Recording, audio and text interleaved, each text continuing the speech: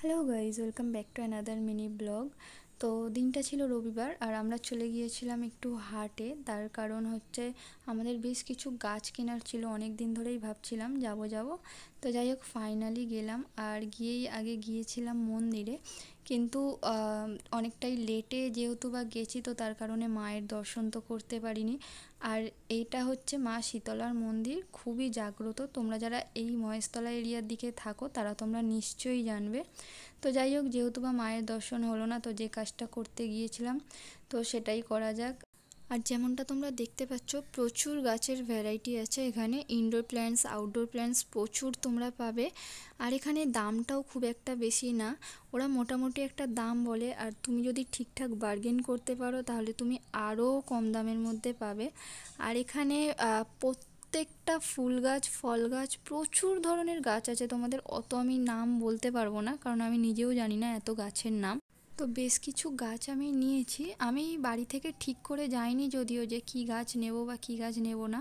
আমি গিয়েই ভেবেছিলাম যে যেটা পছন্দ হবে সেটা নেব। আর একটা ফল গাছ আমার নেওয়ার ইচ্ছা ছিল, কিন্তু সেটা যেহেতু আমি মনের মতো পাইনি, তার কারণে আমি নিইনি সেই গাছটা। এটা যেহেতু বা একটা হাট, এখানে শুধু গাছের দোকান নয়, এখানে তোমরা প্রত্যেকটা জিনিস পাবে এই হাটের মধ্যে। জামা কাপড়ের দোকান থেকে শুরু করে বঁটি কাটারি, পাখির দোকান, খাঁচা, মুরগির দোকান, ফলের দোকান, সবজির দোকান, প্রত্যেকটা জিনিস তোমরা পেয়ে যাবে। আর খুবই রিজনেবল প্রাইসের মধ্যেই পাবে। আর তার মধ্যে যদি তোমরা বার্গেন করতে পারো তো তাহলে আরও ভালো, তোমরা আরও কম দামে পেতে পারো। কিন্তু বার্গেন স্কিল যদি তোমাদের থাকে তবেই সেটা পসিবল হবে, নয়তো এক একটা দোকানদার আছে একদম দাম ছাড়তে চায় না।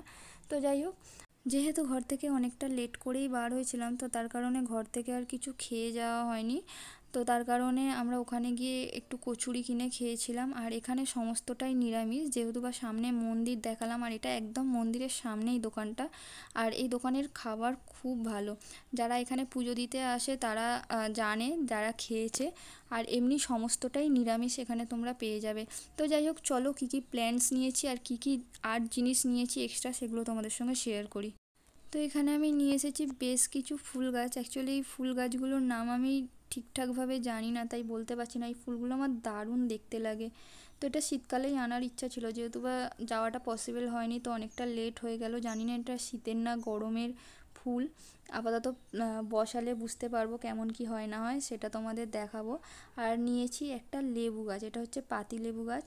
আর নিয়েছি অনেকটা সার গাছে দেওয়ার জন্য। আমার এখানে যেহেতু বা বাগান, প্রচুর গাছ আছে, তো অনেকটাই বেশ সার নিয়েছি।